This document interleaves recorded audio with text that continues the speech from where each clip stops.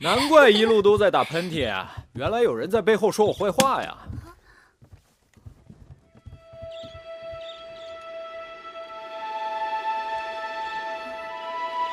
啊？哎，不认识了。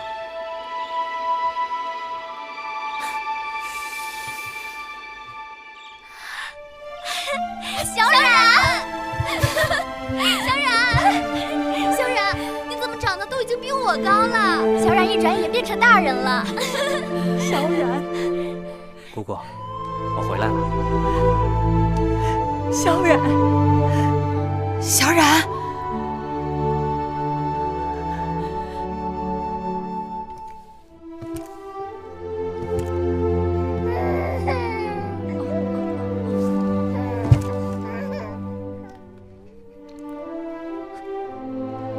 姐姐，小冉，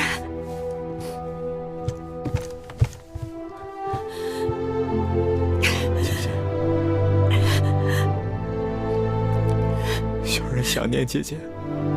姐姐也想小冉，都变成大人了。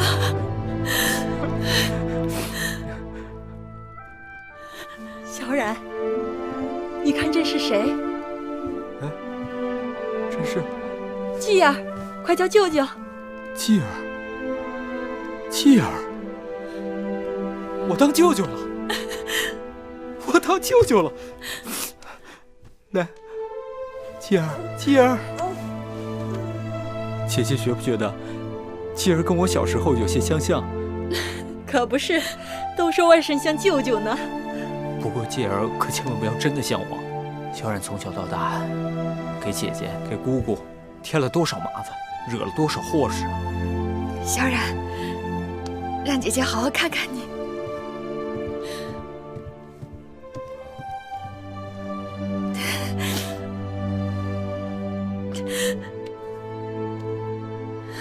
告诉姐姐，你打仗时受过伤，对吗？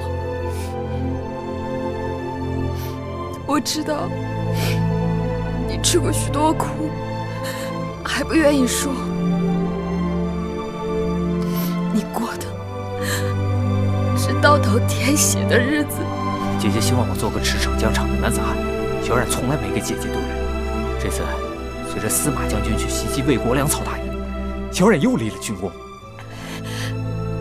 函谷关那边战事如何了？楚国兵力正在函谷关外集结，幸好处理子刚刚带着12万的增援人马抵达函谷关，那这仗就好打多了。哎，对了，找什么？我那包袱呢？啊，在这儿呢。哦，好，来，这些东西啊，都是要交给姐姐的，都是小冉军功受赏得来的。有金，还有功勋田，不过只有10亩，还望姐姐不要嫌弃。哦，这2块玉也是我在疆场上得来的，就算作是给继儿的见面礼吧。小冉，这些东西我带在身上也不方便，以前还要托放在别人那儿，这次总算能见到姐姐一面，就都带过来了。傻孩子，姐姐这里什么都有。我知道，但这些都是小冉用性命给姐姐挣来的，以后小冉还要挣更多，给姐姐，给姑姑，还有继儿。好，那姐姐先给你收着，再给你添上一些，等着将来给你娶媳妇儿用。姐姐，慧儿，把衣服拿来。是。姑姑和姐姐给你做了几件新衣，你在外行军作战，千万别受寒了。哎，哦，看着就暖和。小冉，姐姐几年前给你的东西，你可妥当收着了？姐姐说的是《孙子兵法》13篇。正是。放心吧，小冉一直缝在贴胸的地方，有空的时候就拿出来看看。他可是我随身不离的先生，我要时常向他请教呢。那是大智慧，会让你受益匪浅。小冉明白。试试。好，试试。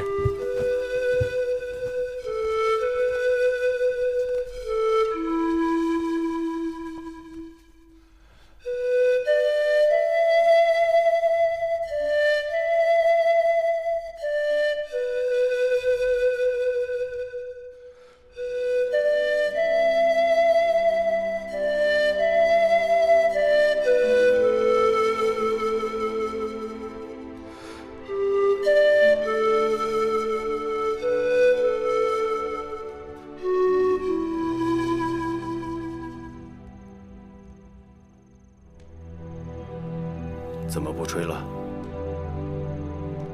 许久不吹，都忘了曲调。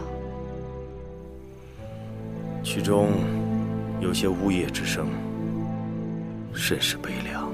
排箫的心是空的，芈月的心也是空的，彼此两相依。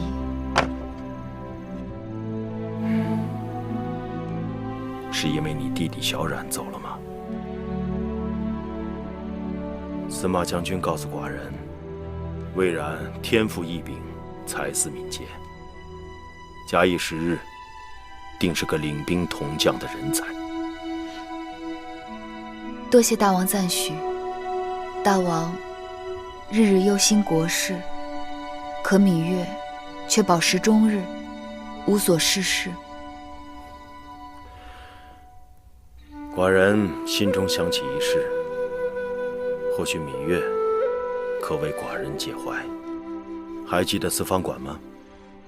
那些士子天天雄辩，很多都会写成策论，有些优秀之作会送到宫里来。可是遇上函谷关战事，军情紧急，这些策论都放在那儿蒙尘了。你若无事，可以去替寡人看看这些策论，挑选分解。而且这些策论诸子百家俱有，五花八门的理论相互攻击，倒可让你增长见识，辨别蛊惑之言。真的？寡人何时骗过你？芈月多谢老伯。为何要谢老伯？周有太任，善教文王，可谓良母；亦有一将辅佐武王，可谓贤妇。月儿不才，愿效先贤，为夫君分忧，也为将来教导继儿，增长见识。既然丫头喜欢，就这么定了。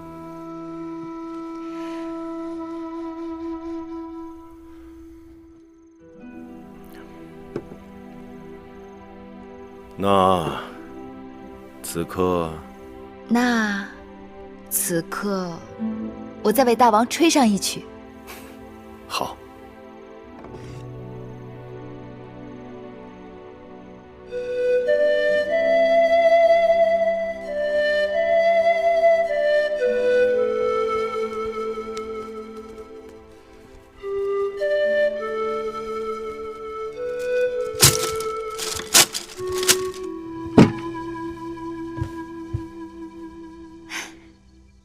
开始吧。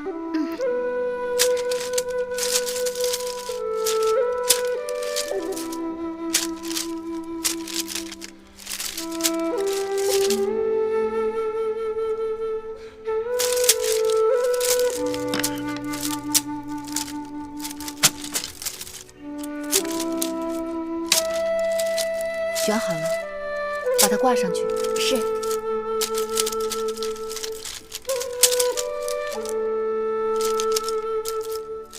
以天为法，为方以举。这是姑苏唐记的策论，属于墨家。把它分开放。是。哦，这位校尉，怎么又是你？请问大王最近可有看我的策论？我说你这人是不是想当官想疯了？日日来问。大王最近忙于军务，哪有时间看你的策论？如果大王看了你的策论，赏识你，自会派人去找你。你跑到这宫门来纠缠有什么用？不，在下不是想当官，在下真的有急事。这位校尉，麻烦你通报一声。行了，我说你这策论才交上多久，就急成这样？人家交上来1年半载没回音也不急，都跟你这样，这宫门不走人了。走走走走，不是，这位校尉，我真的有急事，麻烦你通报一下，在下苏秦，姓苏名秦，东周人。我这次……啰嗦，快滚！你怎么可以口吐脏字啊？我怎么口吐脏字了？我说什么了？快滚！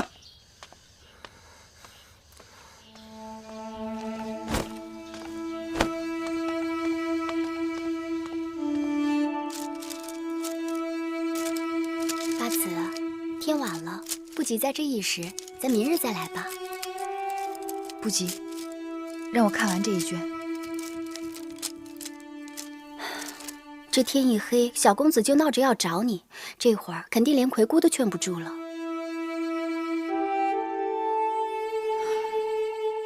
我看完这一卷吧。这一卷是墨家驳儒家的言论，格外精彩。再过一会儿，大王就要回宫了。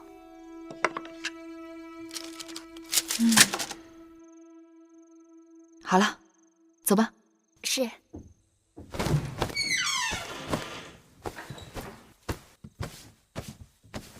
姑姑，我回来了。你可算回来了。继儿呢？继儿一直哭着找你，奶娘好不容易才给哄睡了。我也是没办法。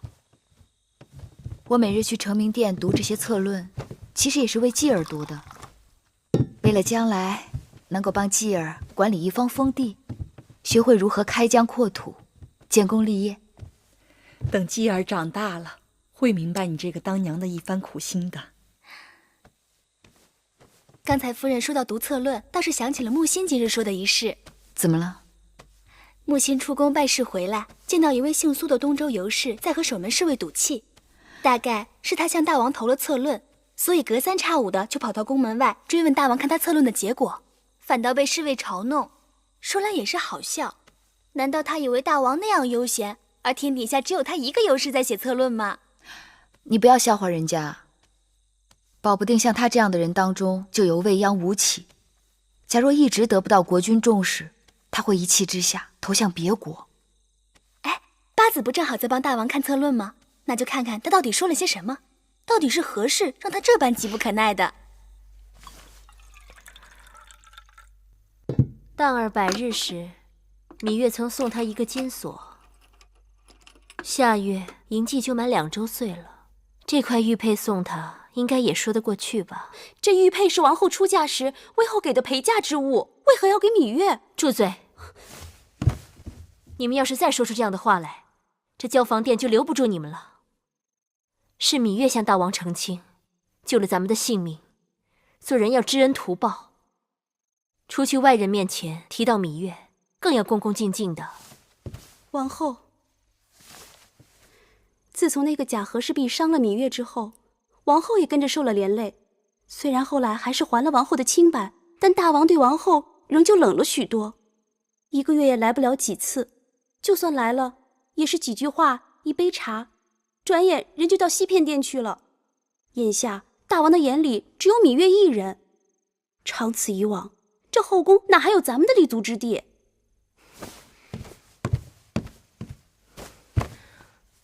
王后，奴婢也是实在看不下去。王后今日赐芈月一个金钗，明日又赏她一块玉佩的，可是那芈月呢，何曾对王后感恩过？今日也不常来请安了，说什么大王让她到成明殿去研读策论。那成明殿是什么地方？王后都不能随便出入，怎么倒成了芈月的书房？王后，奴婢实在是替您感到委屈和不值。人无远虑，必有近忧。只争这一时长短，哪有来日天地？这些日子，我把进宫后的诸事细细地想了一遍。我是楚国的嫡公主，嫁到秦国为一国之后，但万事都不如那芈月伶俐周到。芈月能的，我不能，所以种种困顿怨不得别人。你们都起来吧。你们的心思我懂，但我的心思你们不懂。别在乎这一钗一玉的，都是身外之物。你们说眼下是什么季节了？冬天过去了，已经开春了。冬日万物蛰居养息，眼下已是春天了。把眼睛放亮了，到处都是机会。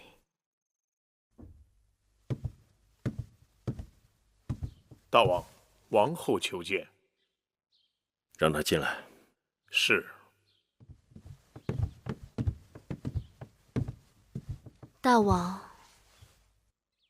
王后有事吗？臣妾听说函谷关战事吃紧，大王运筹帷幄，日夜操劳，心神交瘁，臣妾十分不安，不知是否能替大王分忧。后宫千头万绪，王后已经够辛苦了，前朝之事就不用王后分心了。无论前朝后宫，眼光见地均是第一位的。臣妾过去见地不足，料理后宫捉襟见肘。听说承明殿策论堆积成山，芈月帮着翻阅分类，仍是左支右绌，臣妾愚钝，愿效犬马之劳。王后的意思是，大王珍重才学出众之女子，臣妾作为大王之妻，后宫之主，理应不耻相师，研读策论，提高学识。疏而不才，望大王御惩。王后勤奋好学，寡人自当成全。多个人手，多把力气，你与芈月共同研读策论，定能相互切磋，相以成强。谢大王。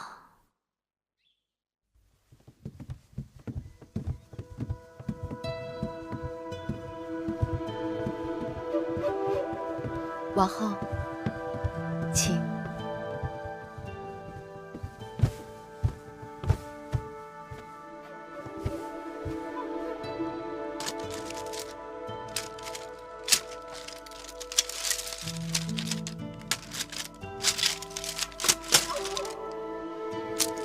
珍珠，给我。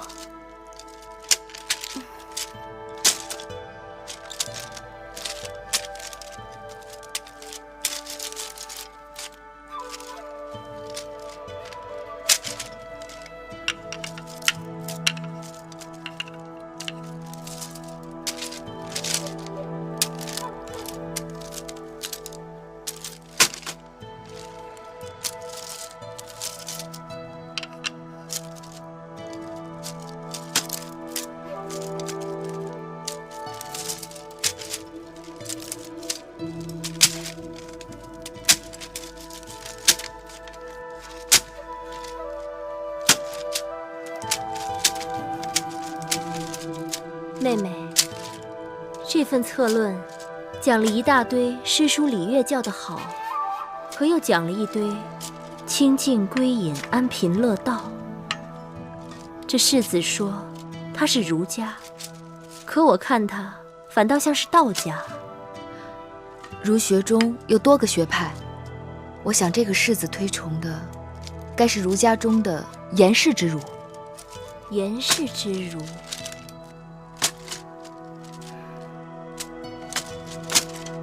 挂上牌子，勿因之而动之，法天地之始，万物自然。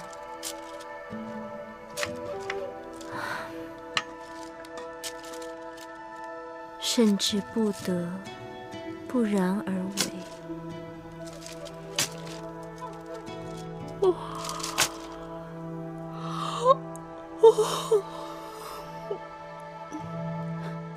都2个多时辰了，我也真是有点乏了。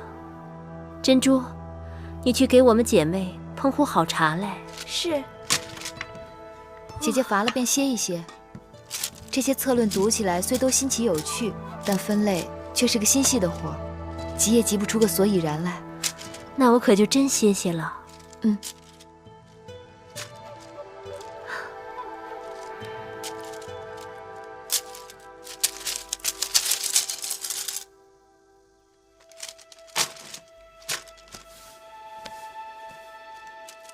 父王，出何事了？大公主有难了。这次张子出使，成果赫赫。燕国和齐国答应大战期间只是袖手旁观，其他4国虽然已经出兵，但是真正抵达函谷关的只有赵、魏、韩3国。魏国是主力，以大将申差领兵；赵国派出公子可领兵，韩国则派出太子焕领兵，共计22万。楚国虽以令尹朝阳为首，但20万兵马却仍在路上。微臣派人到楚国，给晋尚和郑袖送去了重礼，让他们在楚王面前多多进言，将那朝阳召回。朝阳回朝，楚军群龙无首，只得搁置在半路上。这次张子出使，已使5国之间有了嫌隙，但3国联兵仍对秦国有很大威胁。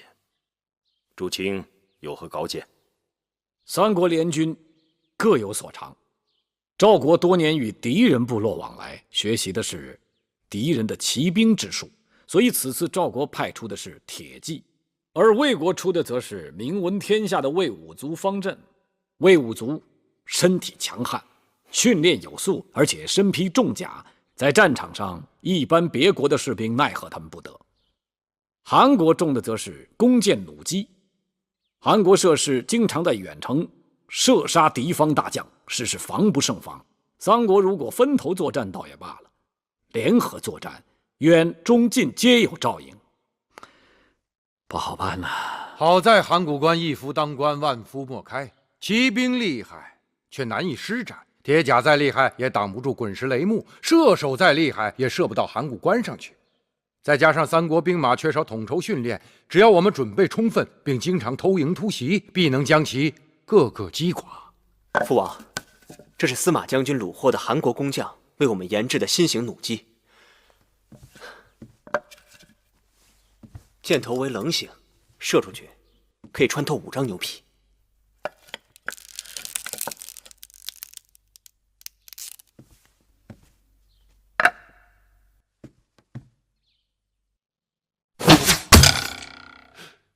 实在了得，好厉害！厉害，果然是好东西。难怪都说天下强弓劲弩，皆自韩出。这弩机除了可以大量用于函谷关之外，还可以用来对付义渠。它比弓射程远，在战车上使用更加灵活。眼下这义渠人在公孙衍的唆使下，屡屡派出骑兵在我大秦背后作乱，搅扰边境。有了它，义渠骑兵的速度和坚固的皮甲就都会失效。可是有一事寡人不得其解：诸国陈兵函谷关，为何那燕国一开始也跟着趟浑水？自大公主嫁到燕国以后，两边一直相安无事。可这一年，不知道燕国那边出了什么状况。此次微臣出使燕国，向燕王也询问了有关议后的情形。燕王回答的支支吾吾，就连大王您的书信都要由他转交。议后和公子侄的处境不妙啊！大王，何事？王后和芈八子求见。他们在列国游士的策论中，发现了大公主的求救信。猛迎。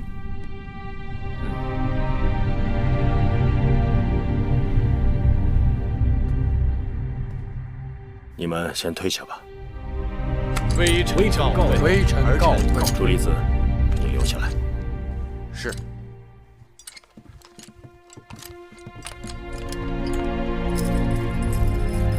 大王，到底怎么回事？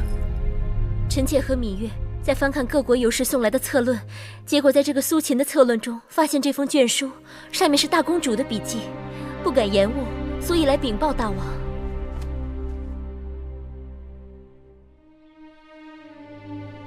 大胆小人！大王，怎么了？你自己看。那苏秦如今何在？已经派人去请了。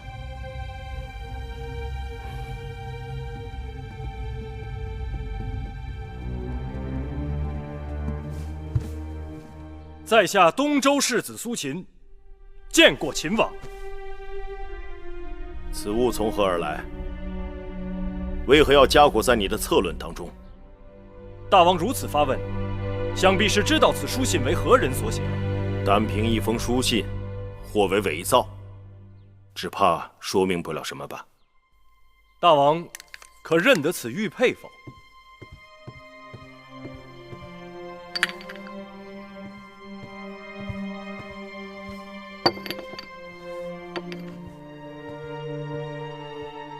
果然是梦莹所有。自燕先王驾崩以后，太子快继位，他胆小懦弱，没有主见，国事权掌控于相国子之之手。子之野心勃勃，又心图谋燕王之位，因忌惮义后母子的存在，所以半年前将义后梦莹3岁的儿子公子直送到韩国为人质。子之还不放心，与韩王勾结，把梦莹母子幽禁于韩国都城。如今听闻燕王快欲将王位让于相国子之，倘若此事成功，义后母子必将为其所害。岂有此理！燕王昏庸，子之大胆，这是趁人之危。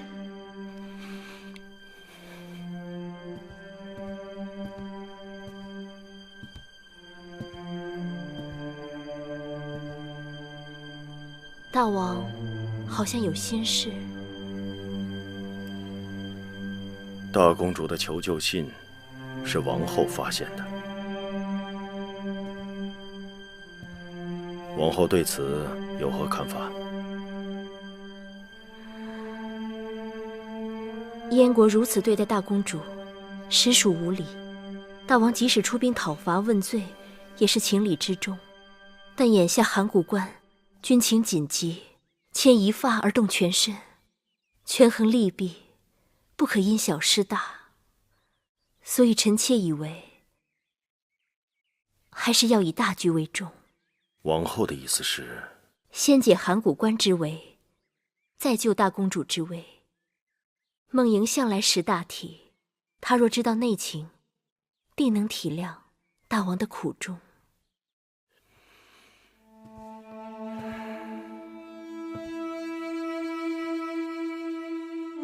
大王，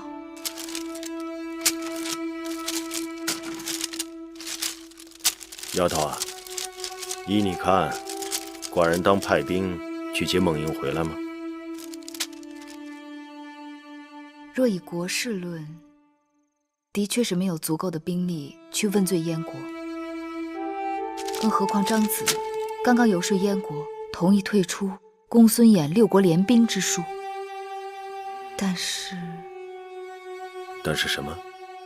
但若以家事论，作为父亲，要接回在困顿中的女儿，那只需一对轻骑，乔装改扮，潜入韩国，接走人就是了。听你说来，这事变得简单明了了。大王，大公主若能带着公子直回到秦国，那燕国的未来很可能就可以通过大公主和公子直操纵在大王的手中了。大王，你想，公子直也是一王嫡子，将来争夺燕王之位，他是有机会的。说得好。那大王的意思是接回梦莹？原来大王心中早有主张。丫头啊，既然是你的主意，老伯就派魏冉带一队轻装骑兵，绕过函谷关，昼伏夜出，直捣函谷都城，接回梦莹母子。你不会反对吧？魏冉的确需要更多的历练，大王不会看错人的。好，母亲，大王，传司马错明晨进宣师殿听旨。是。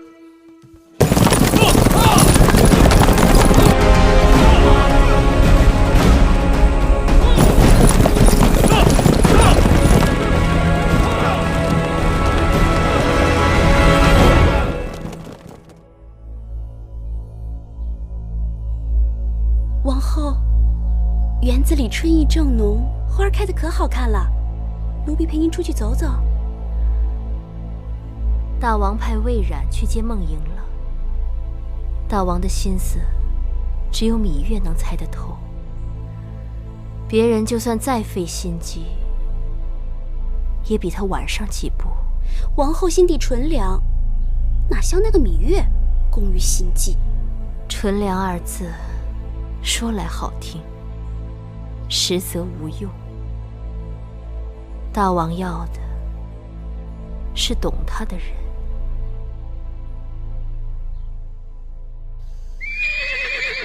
来了。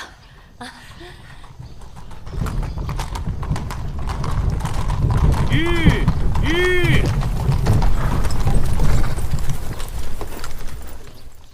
大公主，大公主，芈月，梦莹，姑母，魏然和侄儿他们到了吗？啊，侄儿，侄儿不是跟你在一起吗？大公主和小公子在离开韩国后，在接近赵国的边境遭遇追杀，与小公子不幸失散，魏然带人去寻找了。啊，怎么会出这种事情？走，快进宫吧，快进去。姐姐，哎，小冉，姐姐，小冉，我的侄儿呢？小公子呢？臣带着义后突出重围后，再返回去寻找小公子，不料遭到强兵阻截，这才知晓劫走小公子的是赵国赵侯雍的兵马。赵国？赵国人劫走了小公子。这事怎么会扯上赵国呢？这中间的是非曲折我也不知。大公主，大公主，蒙阳，大公主，蒙阳，父王，父王，我求求你救救我的儿子，他才3岁啊！父王，我求求你了，父王。孟莹，若是能救，寡人岂能坐视不管？看来此时赵侯雍早有预谋，他劫走侄儿，必然打的是挟持侄儿以至燕国的目的。此刻就是寡人再出兵攻赵，只怕也无法接回你的儿子。可我的儿子，怎么办？我的儿子怎么办？他才3岁，父王，我的儿子。放心，你儿子是燕国嫡公子，也是燕国王位继承人。据报，燕王哙已经打算禅让王位给相国子之，正在择吉日举行禅让仪式。而此时，赵侯雍扣着你儿子，定是为了在子之登上王位后，打着推立你儿子为燕王的名义入侵燕国。所以你的儿子是他手中的未来的燕王，赵侯雍绝不会伤害他。就算他不伤我儿，可我儿年幼，不能没有我的照顾啊！父王，父王，父王，父王，我求求你，你送我去赵国，让我去赵国办几颗汽车，父王，我求求你，父王。糊涂！赵国无端劫持他人幼子，正愁着找不着借口在诸国面前为自己开脱，你却自己要送上门去。你可是为了救你，牺牲了多少大秦士兵？你说走就走，难道将国家大事、将士性命视为儿戏？几年前，为了秦国，我将我自己的一切悉数牺牲。我没有国，没有家，没有父，没有夫，我只有跟我唯一的儿子在一起，这个要求过分吗？父王，我求求你，父王，父王，我求求你，父王，我求求你，父王。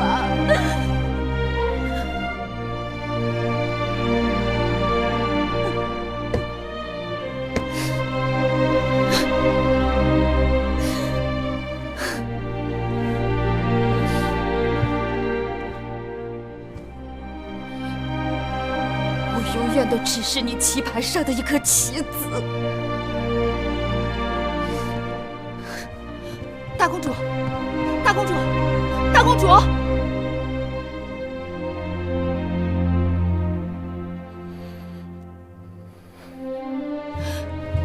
大王，大公主她……芈月，寡人想一个人静一静，你也出去吧。是。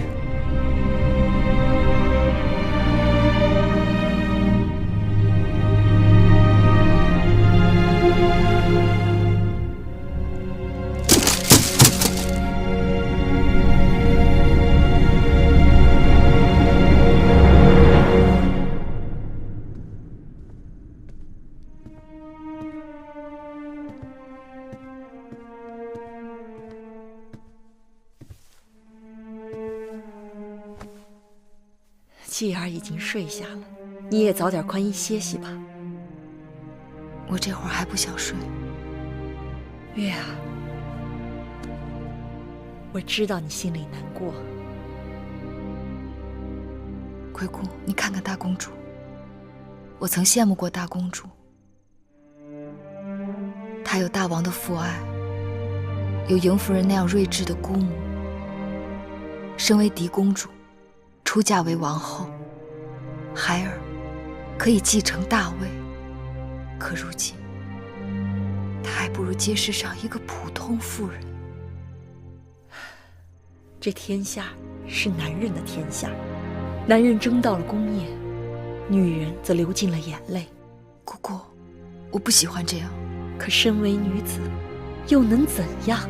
我不知道，但我不愿意在这样一个四方天地里，由别人来摆布我的命运。奋击百万，沃野千里，蓄积饶多，地势行变。此所以天府，天下之雄国也。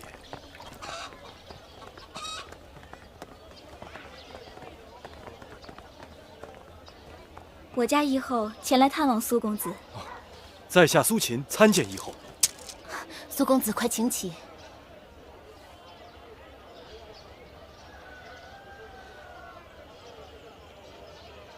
可否进去说话？请。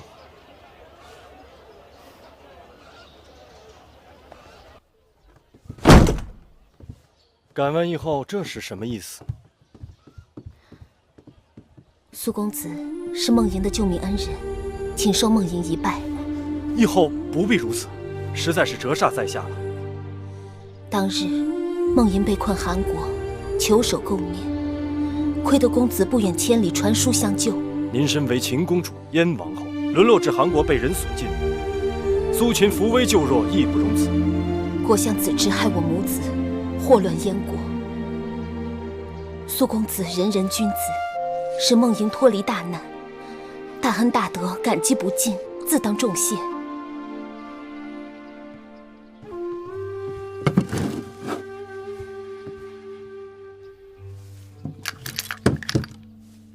公主把苏秦当成何人啊？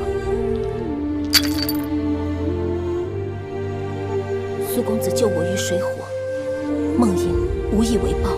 苏秦和义后乃是道义之交，苏秦只求惺惺相惜。现在看来，义后也不能免俗啊。苏公子洁身自好，梦莹知道，这点财物在公子眼中实在是一文不值。义后若真想谢苏秦，只把苏秦当做一个故友吧。至于这些财宝，在下不会接受。梦莹愚钝，既羞辱了公子，又羞辱了自己，还望公子见谅。哎，义后不必过分自责。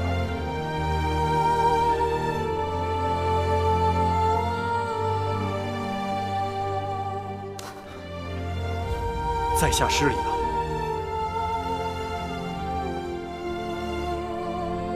咦，这是什么呀？要鸟，要鸟。我喜欢鸟。今儿要小黄鸟，交给娘亲贝凯风。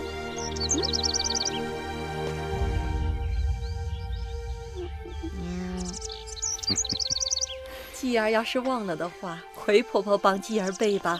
哎，会不会啊，继儿？海风自拿，吹比齐些。背得好。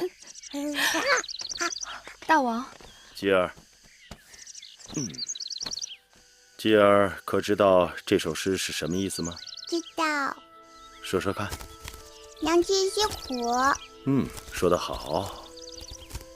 娘亲呢？小鸟被人抓走了，他们的娘亲找不到他们了，不能跟他们在一起了。小鸟的娘亲会哭吗？当然。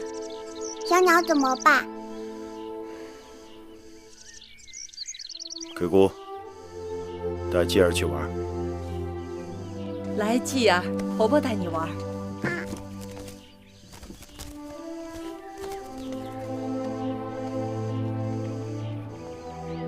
大王刚才的样子好高兴。函谷关传来战报，司马将军率部出击，联军不堪一击，一战而溃，战敌3万。联军堵在我家门口快1年了，期间我们战死了1位公子，7位封臣，5万将士。今日总算缓解了联军的进攻之势，也让寡人松了口气。恭喜大王！那大王，趁着函谷关大捷，大王能否让小鸟和他的娘亲从此团聚？你是在为梦莹求情？是。既然赵国在函谷关吃了败仗，折了他们的傲气，那正是大王与他们周旋的好机会。你不知赵侯雍，列国君王中，齐王、魏王早已迟暮，楚王无断，韩王怯懦，燕王糊涂。能与寡人相比者，为赵侯雍，有极大的抱负和野心。如今，公子职已经落在他手中，将来必定会狠狠地咬燕国一口。若梦莹再落于他手里，只会让他有更多的机会。大公主曾为秦国牺牲了她的全部，母国是她唯一的靠山。以后还会有无数的王族儿女去为秦国牺牲。大王应该有办法让他们觉得为母国牺牲无怨无悔。国家大政，顾不得儿女之情。有时候儿女之情也是国家大政。人世如棋，暂且让掉一个子，是为了得到更多的子。大王，就算这次让些许利益给赵国，但并不等于将全盘都让给了赵国。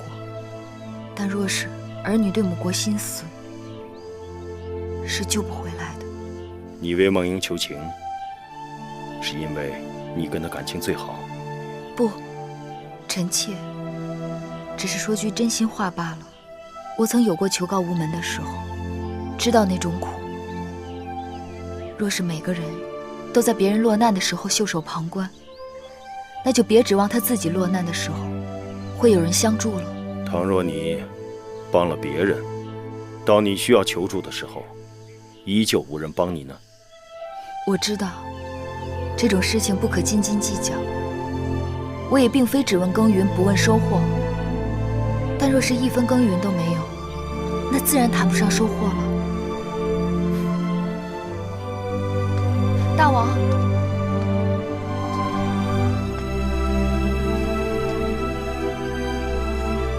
寡人会派人出使赵国。多谢大王，多谢老婆。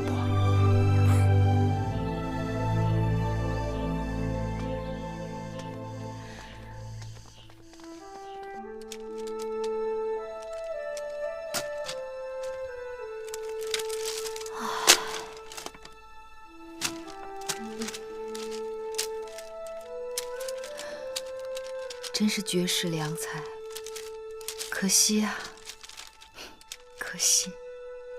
妹妹看到了什么好文章，竟然如此感叹？是苏秦。苏子的策论可谓辩才无碍，满腹经纶。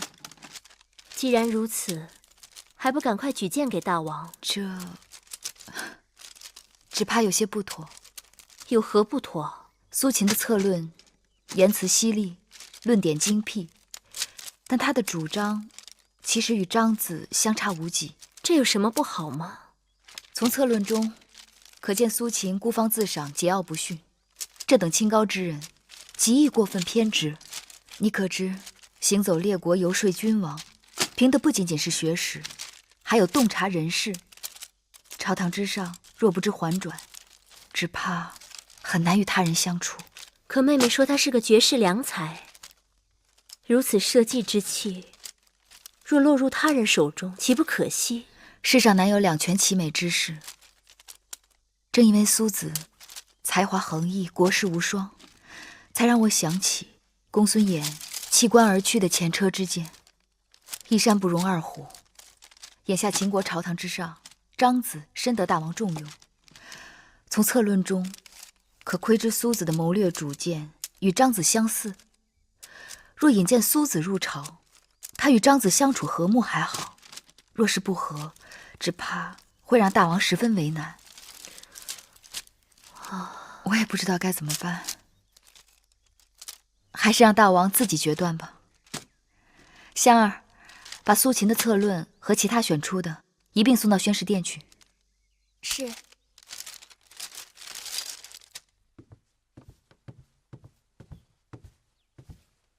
大王，苏秦求见。何事求见？承明殿已将苏秦的策论送来多日，他想请大王面见，一述策论。这策论可有芈月的特别推荐？那就先退回吧。是。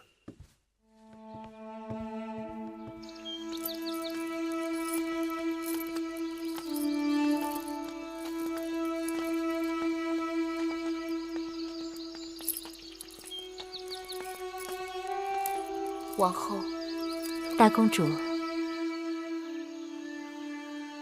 大公主脸色不好，是不是哪里不舒服啊？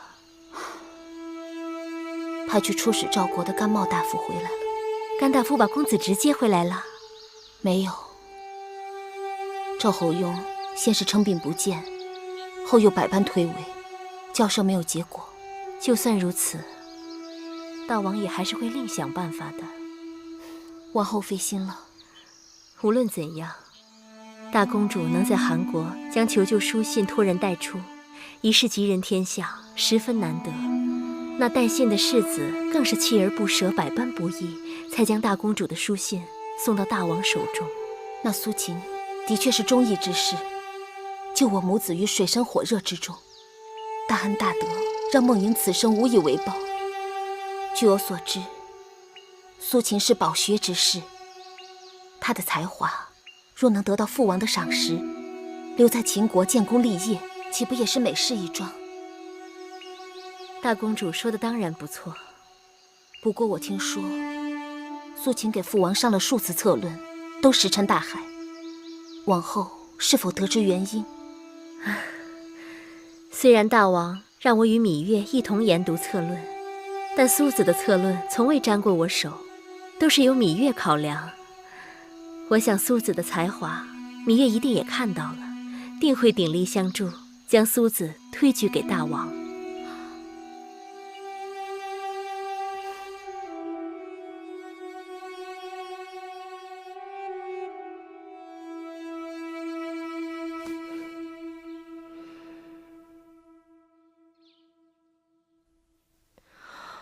什么时辰了？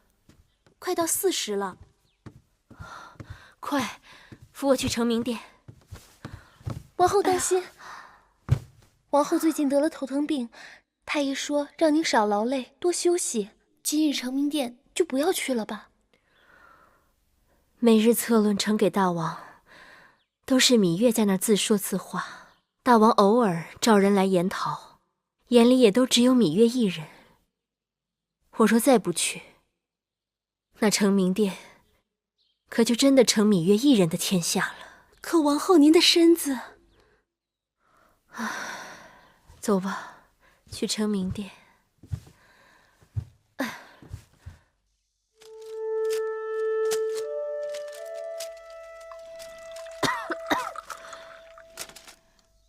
姐姐，你身子不适，还是早点回去歇息了。不碍事。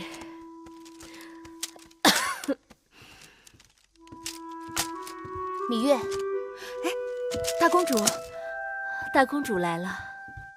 王后，快来。听太医说你身子还虚着，我正打算抽功夫去看你呢，你怎么就过来了？你去看我和我来看你有何不同？况且我在宫里闲极无聊，只是一心念着我的孩儿。我若不出来跟你说说话，恐怕会愁闷死的。可外面天气那么冷，哎呀，你手冰冷，香儿，快去，好好烹一炉茶来。是。父王果真信任你，把这些重要的异国之策放到案头，由你随心所欲挑选安排。哪敢随心所欲？明明是战战兢兢，唯恐有所疏忽，有所遗漏。芈月做事一丝不苟，可否读过苏秦的策论？读过。是否也有点滴可取之处？苏秦的策论折冲尊祖，纵横捭阖，堪称大家之作。那为何苏秦的好几篇策论投入宫里都石沉大海？苏秦的策论的确很好，但与大王眼下实行的国策并无二致。你是说毫无新意？角度虽有不同，但乃是异曲同工。这是芈月的见解，还是父王的见解？芈月只是将策论的内容归总，但是否取用，全由大王定夺。这么说，父王的定夺，多少还是跟芈月的归总有些干系。大公主这么说，真是抬举芈月了。既然父王对芈月委以重任，那梦莹就不打扰了。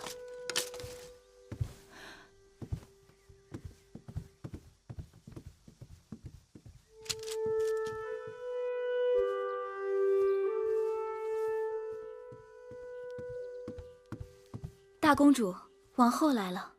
她怎么会来我这儿？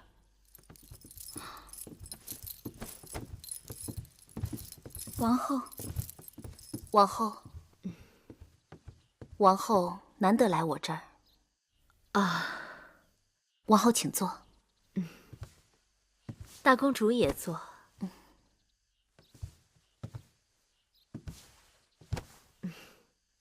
就是过来看看你。自从大公主出嫁，我心里一直牵挂。当日只想大公主的婚事有些牵强，没想到还有那么多的挫折与困顿。梦莹不怨别人，只怨自己命不好。大公主何苦如此，自怨自艾？吉人天相，说不定身边就有人能帮你呢。我是父王已嫁出去的女儿，命如草芥。大公主与芈月一直交好，在后宫，芈月深受大王宠爱。大公主心里若有难处，何不求芈月帮忙？芈月也只是后宫嫔妃，尽管父王对她宠爱，但识人用人这种大事，恐怕芈月也做不得主。大公主错了。大王一贯对芈月言听计从，芈月就算做不了全部，也能做一半的主。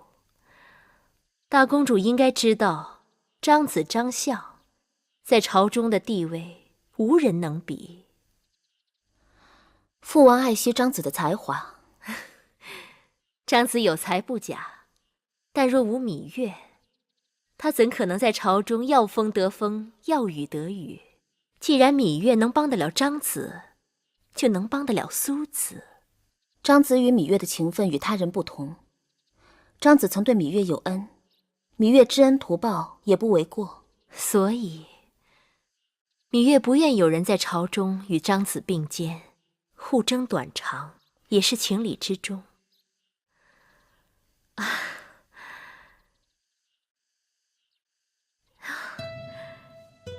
这小衣裳好讨喜呀，是大公主为公子侄做的。我日日除了思念孩儿，还能有何事可做？给他做一些衣裳，一点点裁剪，一点点缝纫，就像一点点摸着他的小身子。公子侄真是有福气，我可从没给当儿做过这么多的衣裳。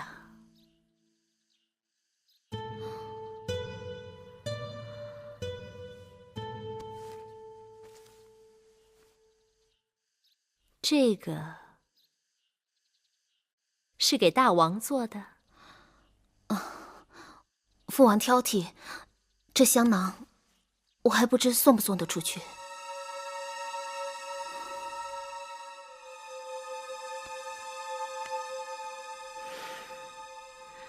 做得真精致。大公主向来心高气傲，今日看她的模样，却可怜得很。我原本只是猜测，今日之事真是巧中带巧，一下子看破了她的心思。大公主的心思吗？心高气傲的人，越是容易显露自己的心思。她是对那个落魄世子情有独钟。王后说的是哪个世子啊？当然是东周那个苏秦了。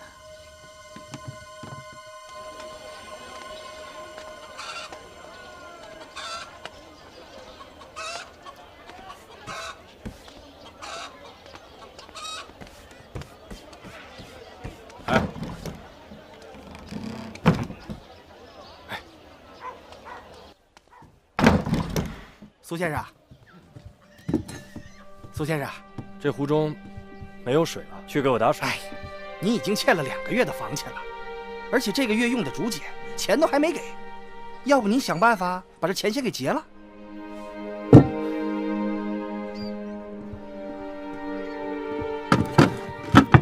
别翻那个箱子了，没有值钱的东西了，值钱的早都抵出去了。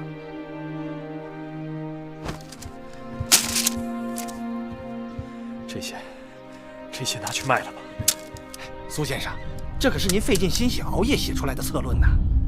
这些策论若有用时，价值万金；若无用时，他一文不值。现在他已经没有用了，拿去都卖了吧。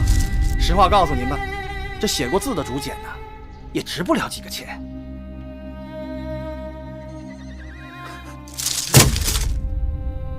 那你说，这个房间里还有什么值钱的东西？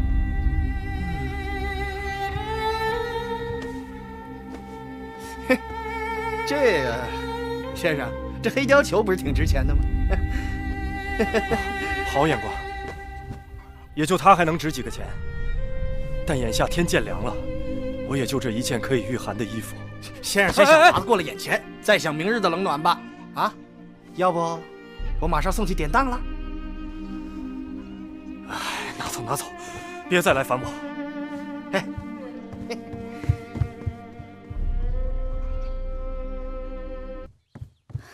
大公主，奴婢听说苏秦要离开咸阳了。怎么回事？我也是刚刚听说此事，赶紧跑来告诉您。快去给我备车，我要去见苏秦。可您的身子……我身子怎么样，自己心里最清楚。快去！是。来人，给我更衣。好皮子，那呆子哪里识货？说是当了，他就信了。哎，他已穷困潦倒，哪还顾得了这么多呀？你看来了。见过贵人。苏公子呢？走了。去哪儿了？哦，回乡了。午后出的门，说是要去东门搭乘韩国的货车。如果贵人此刻赶去，可能还来得及。货车啊？苏公子怎会搭货车？这件裘皮明明是苏公子的，为何在你身上？苏公子数次上策论不得回音，散尽金钱，因此决意还乡。小的可怜他落魄，原本替他垫付了几个月的房钱饭钱，但苏公子清高，非要将这件裘皮抵押给我，在下难以推辞。是吗？是。那为何苏公子走得如此匆忙？好像是有事儿。可能家里有事儿。住口！肯定是你们敲诈盘剥，苦苦相逼。冤枉啊！冤枉啊！贵人，冤枉啊！如果贵人能赶得上，请将这件裘皮转交给公子。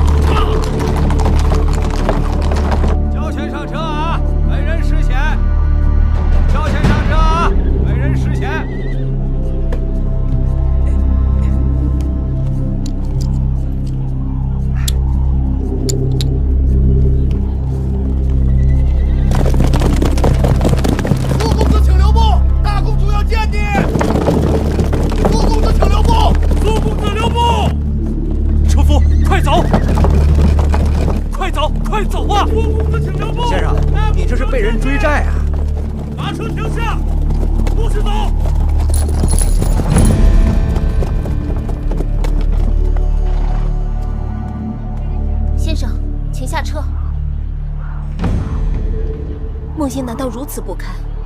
先生不辞而别，我赶来送行，你竟然不愿下车？下车！你给我下车！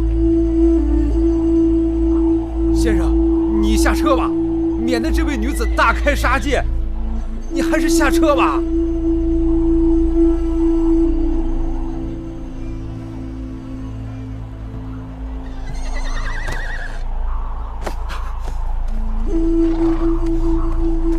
给我过来！以后，请松手，如此行事有损您的名声。我不松手，怕你走了。我不走，即使我想走，车夫也不敢走。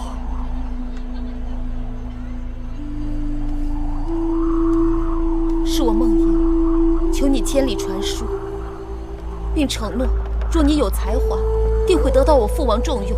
没想到来时气宇轩昂，去时就衣敝履。先生，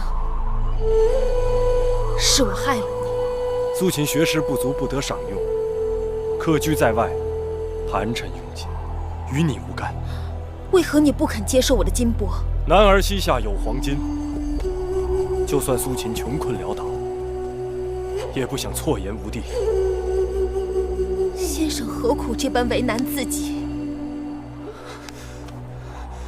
你是秦国公主，燕国王后，该顾及你的名节身份，还有你的孩儿。先生诧异，梦莹无国无父，连唯一的孩子都被赵国劫去了。我已一无所有，还讲什么身份名节？怎么了？你母子不是一起回到秦国的吗？我们离开韩国时，遭到赵人伏击，我的孩儿被赵国劫去了。那你父王没有派人去救吗？赵侯用劫去我孩儿，打的就是劫持嫡公子，以谋取燕国王位的意图。就算秦国大军攻入赵国，都未必能夺回我孩儿。以后你受苦了。莫言认命了，先生不必怜悯。唉，罢了。先生若有高见，还请赐教。在我看来，此事并不难办。先生若有办法，何不跟我一同回宫面见父王？不了，我数次上策论，你父王不屑一见，我又何必再自讨没趣？我随口一说，你父王愿不愿意采用，悉听尊便。先生请讲。燕国君臣意味逆天为人，不但国内动荡，更会引起诸侯不安。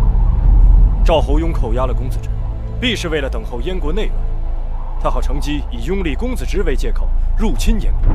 但眼下，赵国军队还拖在函谷关，不能两面作战，想要一箭双雕，既解夫人之难，又解秦国之围的唯一办法，就是我们寻机挑起燕国的战乱，再以此迫使赵国不得不放弃与秦国为敌的策略，共同拥立公子职继位为燕王。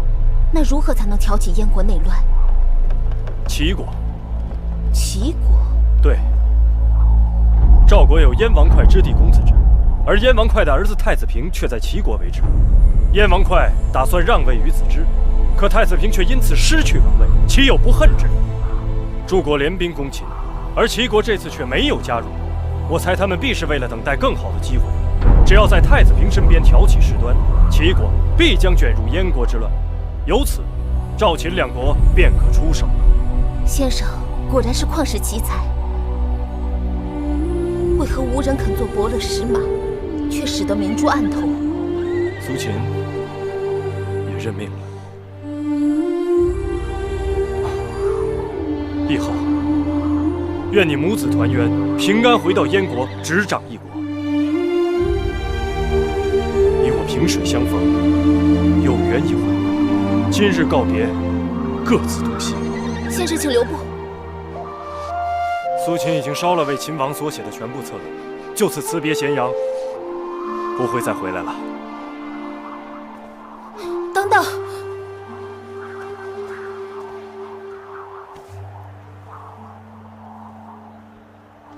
如鱼饮水，冷暖自知。望先生的这件貂裘能带给先生梦魇给不了的温暖。先生，好生保重。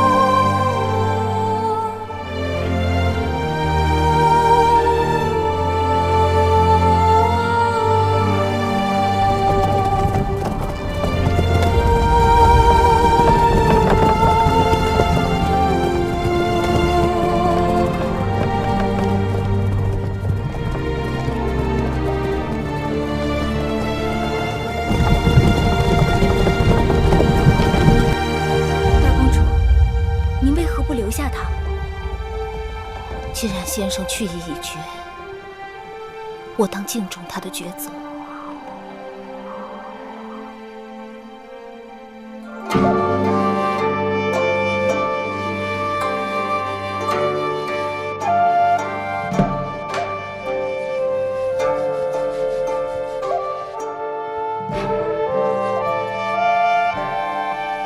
王后，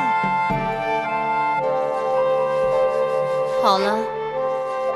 今日就练到这儿吧。什么事？苏秦已经离开咸阳了，大公主去追也没追上。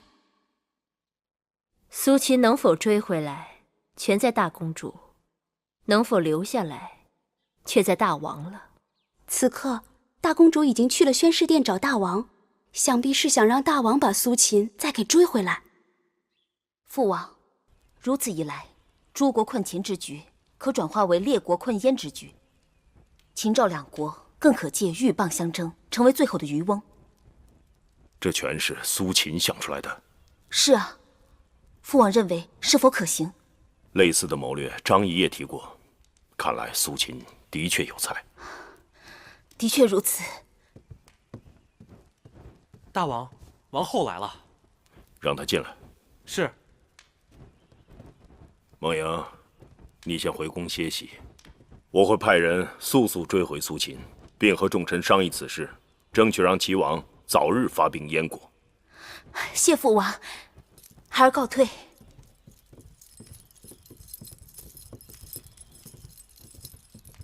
臣妾拜见大王。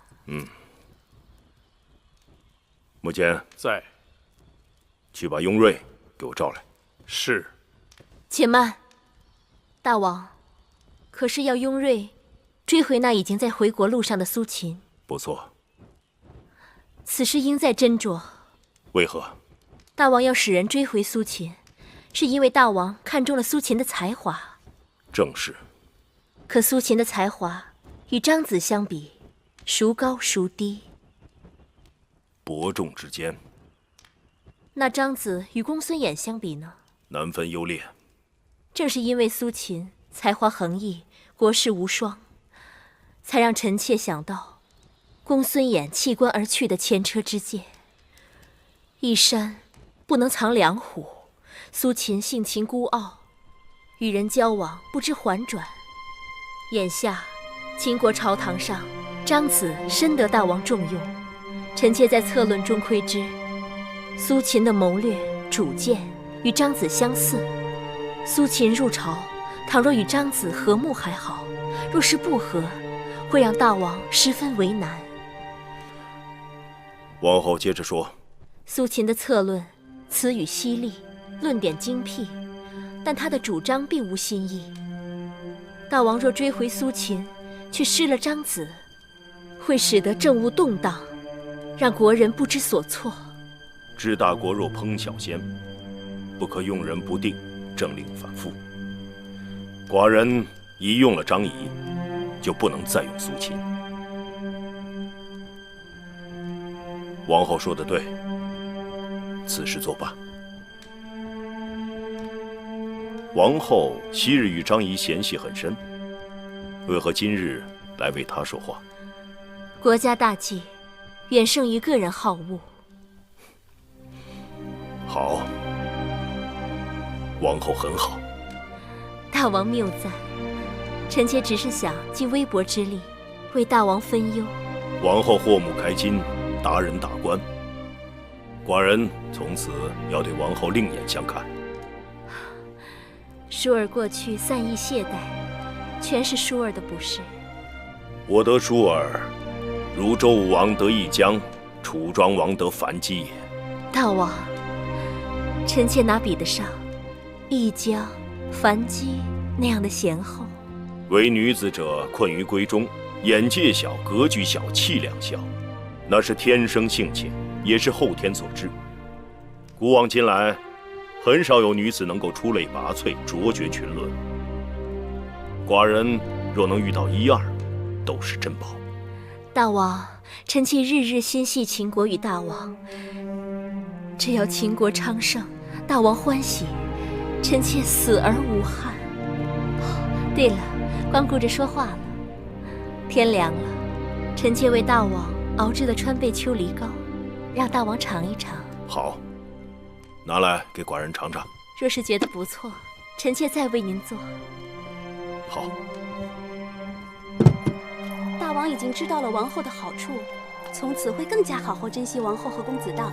这只是开始，不过记住，千万不可在外面提起今日之事。为何？大王都说王后出类拔萃，于秦国有功呢。这功还是记在芈月头上吧。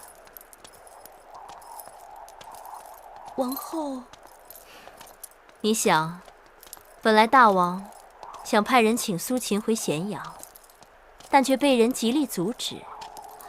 对呀，应当是芈月坏了大公主的好事。怎么会突然改变了主意？不是说好要派人追回苏公子吗？算我看错了他。公主知道这中间的缘由，在后宫之中，能让我父王改变主意的还会有谁？难道是芈月？除了她，我想不出第二人。义后，芈八子求见。不见，就是我身子不舒服。是。大公主平日就算身子不好，也从不会如此回绝夫人。除了身子不好，大约心情也不好。大公主好可怜，夫人该帮帮她。我想帮她，只是眼下不知如何才能帮到她。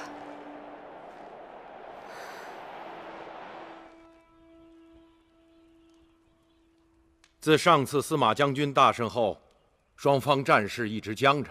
如果等齐国发兵，再解函谷关之围，不知拖到何日。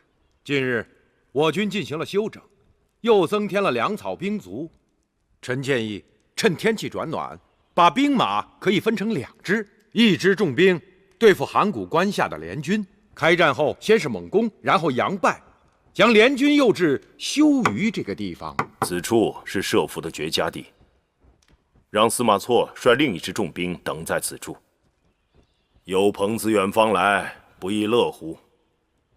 我们在休于，好好招待他们。大王，魏军重甲直戈佩剑，我们新研制的大批弩机正好用来对付魏军的重甲。至于韩国的弩机阵仗，魏国的重甲兵卒是弩机阵仗的守护，攻破了魏国的重甲，兵马可以从侧面进攻，使得弩机阵仗成囊中之卵，一击即破。前阵子我让乐女们排演了几曲楚乐，听着还算雅致。今日正好立春，请姐妹们来交房殿清斟浅酌，共享行云流水。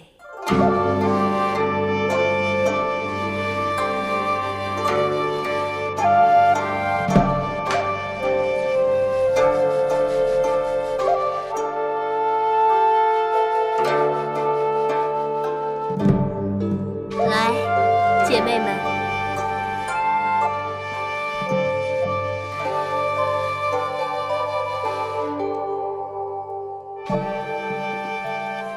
我我昨日就差你去请大公主，为何大公主没来？婢子去了2趟，可大公主身边的人说，大公主身子不适，不来了。月妹妹，你与大公主一向热络，不知梦莹的身子是否要紧？我去探望过几次，但大公主一直不肯见人。大公主一定在与人怄气呢。她是大公主，她那身份容得下与人怄气。怎么，是芈月阻拦大王迎苏秦回咸阳的吗？宫里都是这么传的。芈月与梦莹情同姐妹，她为什么要这么做？说是为了张仪。几位姐妹聊得好热闹，能否说出来，让我也听听？王后，大公主病得蹊跷，依臣妾看，还是得请一位靠得住的太医去诊诊脉才好。妹妹提醒的是，珍珠，奴婢在。你去找太医令，让他派个好点的太医，专门照料梦莹，好好调理她的身子。是，奴婢这就去办。